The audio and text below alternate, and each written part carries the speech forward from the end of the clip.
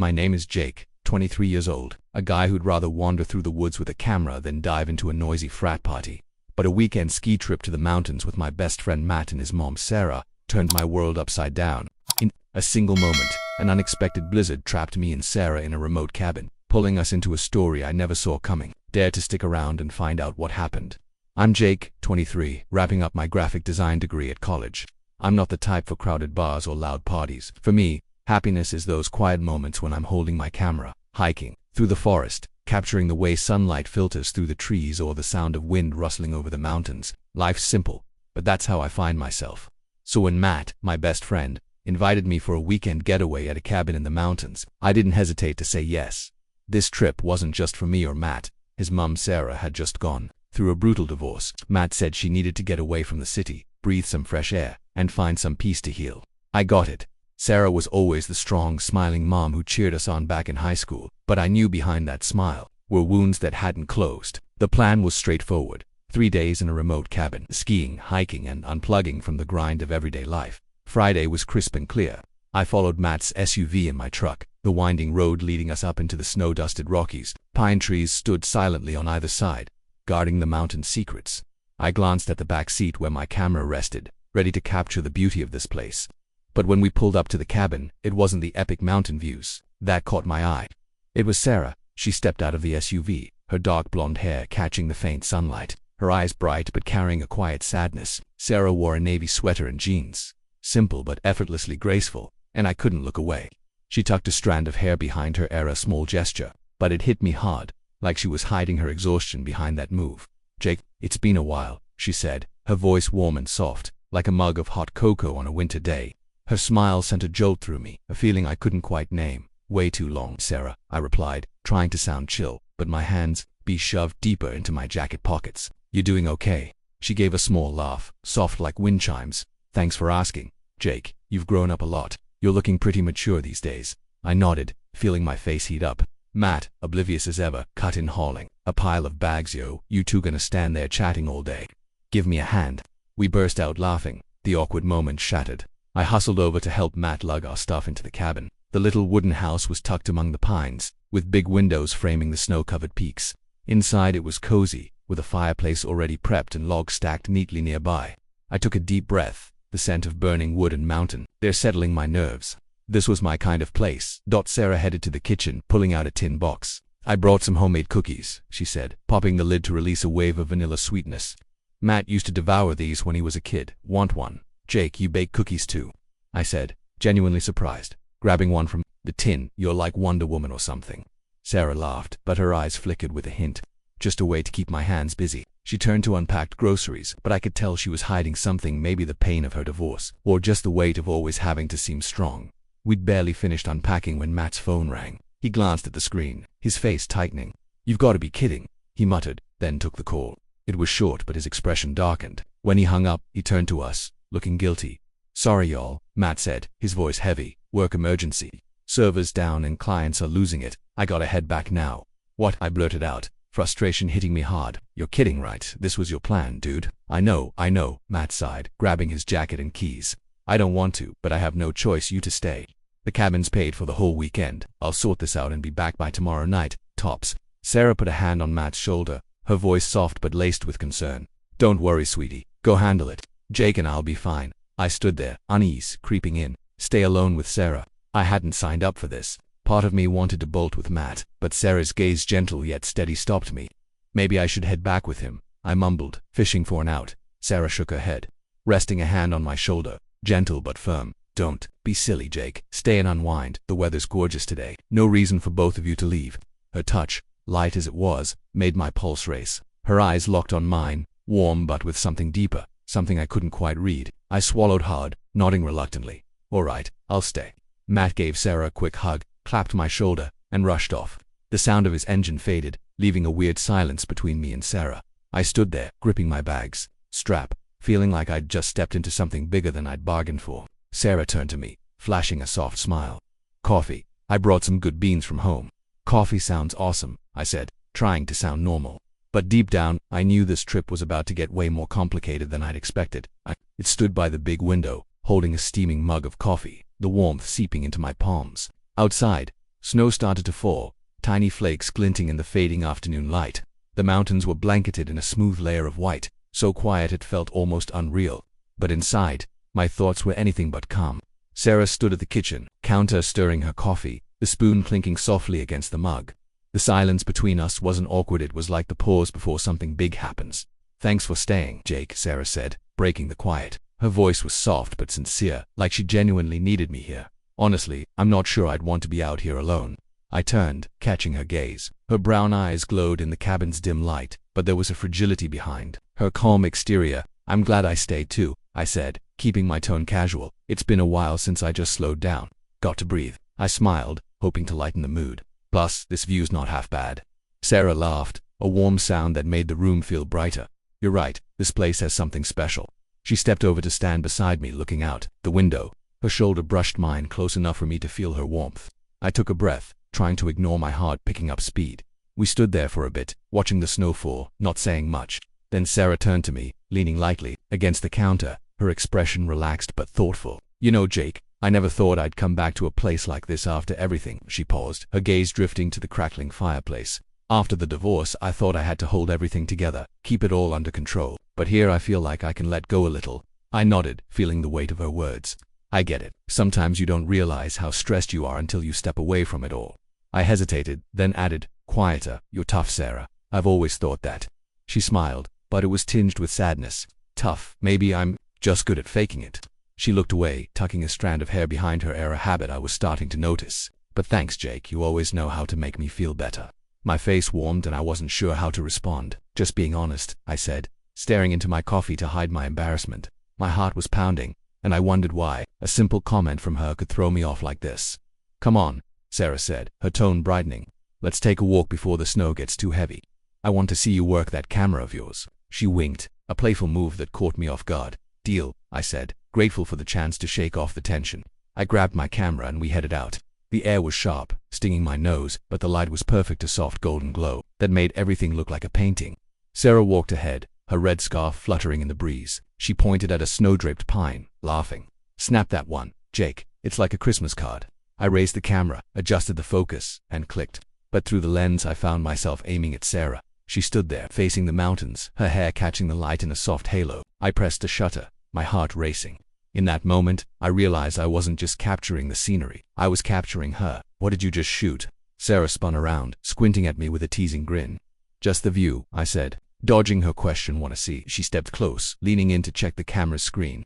Her breath formed little clouds in the cold air. "That's beautiful," she murmured, but her eyes seemed to say more than just about the photo. A spark ran through me, and I quickly pointed to a nearby trail. "Let's check out that path. Bet there's some good shots down there." We wandered, chatting about little things, past trips, dreams we hadn't chased. Sarah shared how she'd always wanted to take up painting, but life got in the way.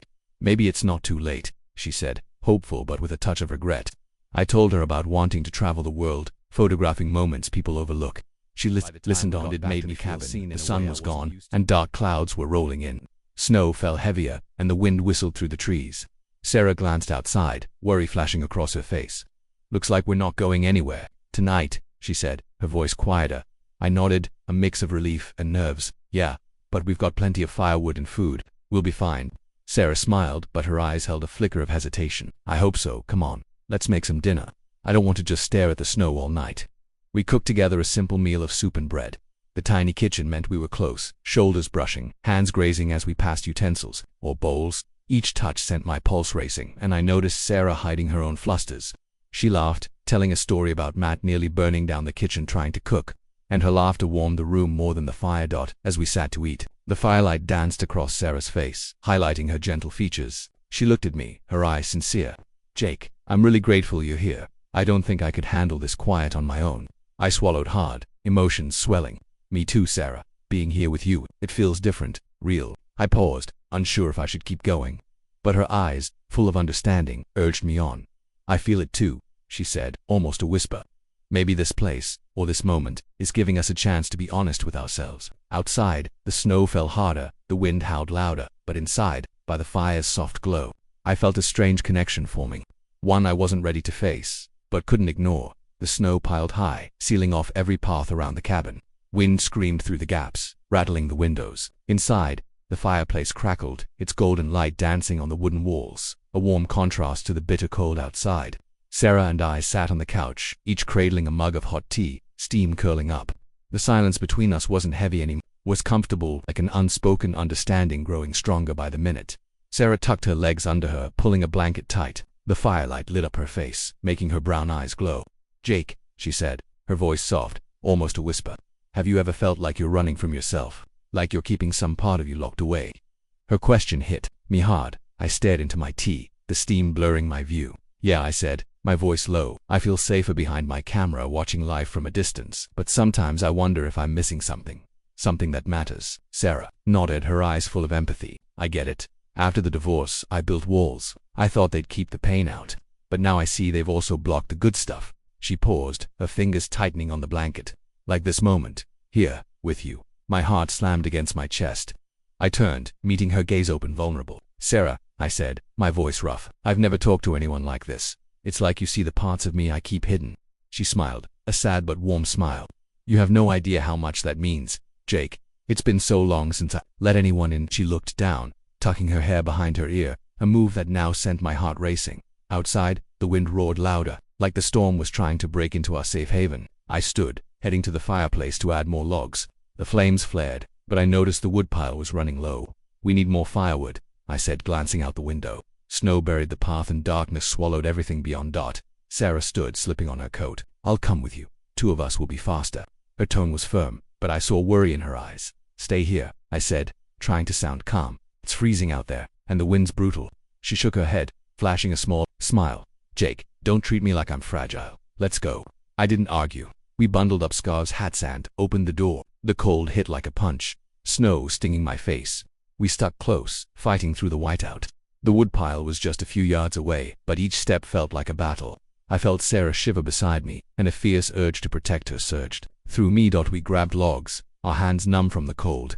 I was stacking a bundle when Sarah gasped. I spun around, heart stopping as she slipped on a patch of ice hidden under the snow. She fell backward, and without thinking, I dropped the wood and lunged, catching her just before she hit the ground. Our breaths mingled in the icy air, our faces inches apart. Sarah's eyes were wide, shocked but unguarded, reflecting the faint glow of the snow. I felt her warmth against the freezing cold around us. Time froze. The wind screamed, but it sounded distant, drowned out by the pounding of my heart. You okay?" I whispered, my voice shaky from cold and emotion. Sarah nodded slowly, her hands gripping my jacket. "Yeah, thanks to you," she said, her breath forming small clouds. Her cheeks were flushed, not just from the cold. Her eyes locked on mine, searching for something. We stood there, unmoving. I felt an undeniable pull, like the universe was nudging us closer, but a voice in my head reminded me she's Matt's mom. This isn't right. I tried to breathe, to find reason, but Sarah's eyes, brimming with feeling, melted every barrier. "Jake," she whispered, her voice hesitant,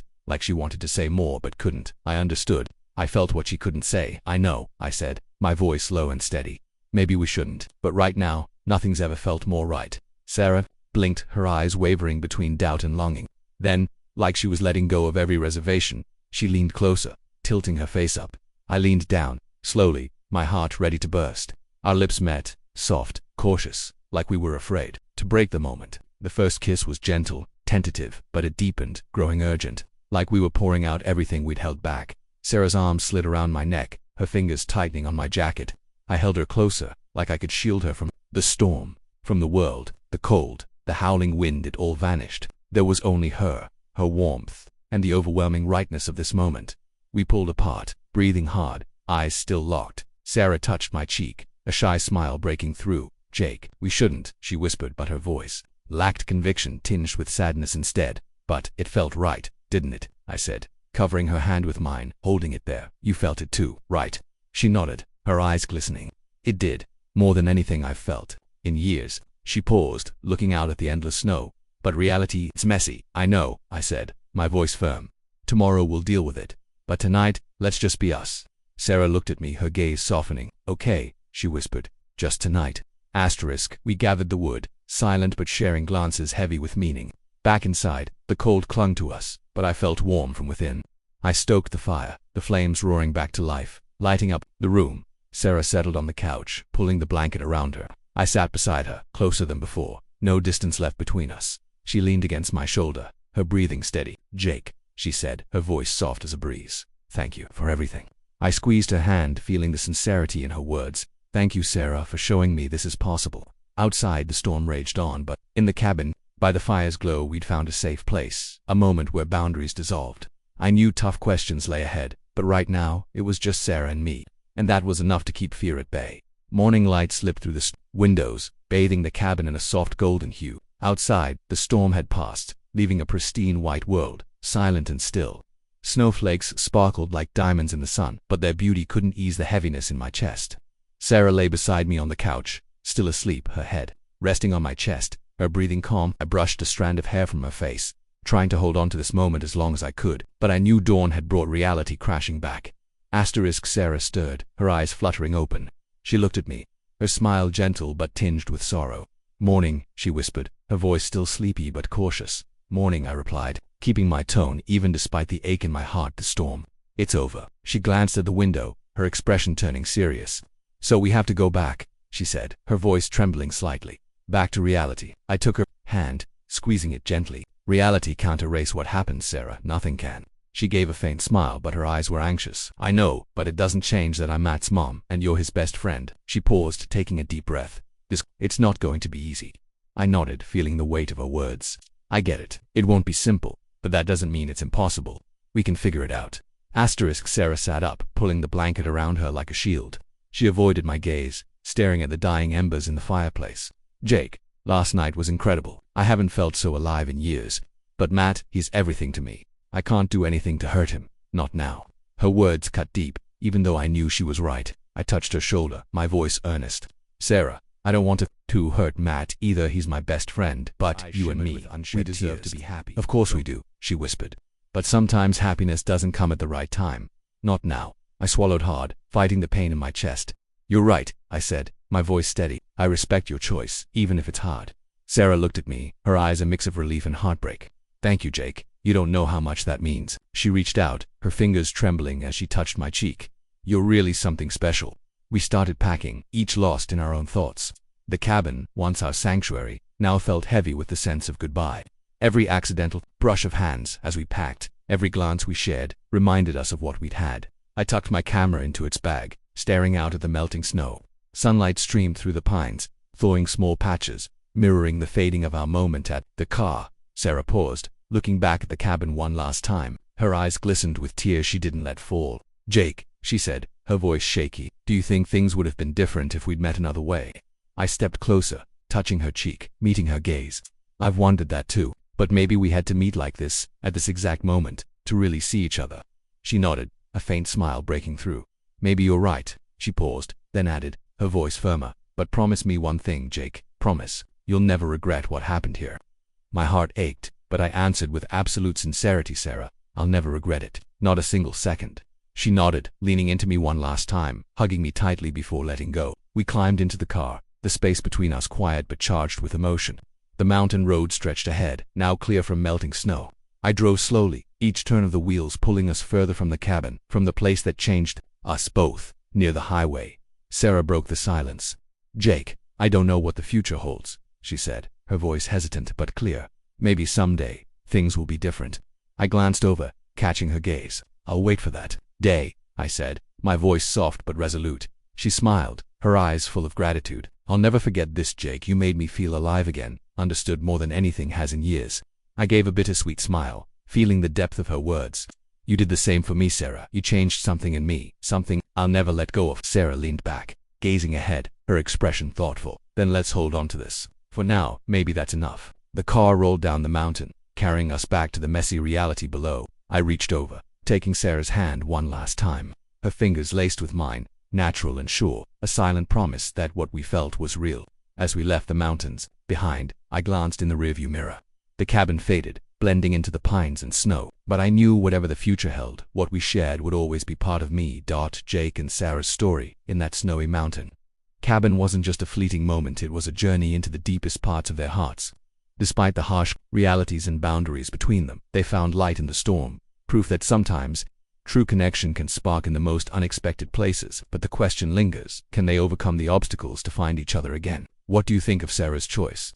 If you were Jake, would you wait or let go? Drop your thoughts in the comments below. Don't forget to like and subscribe to Hidden Tales for more heartfelt stories. Hit the bell to join us in uncovering the secrets in every new episode.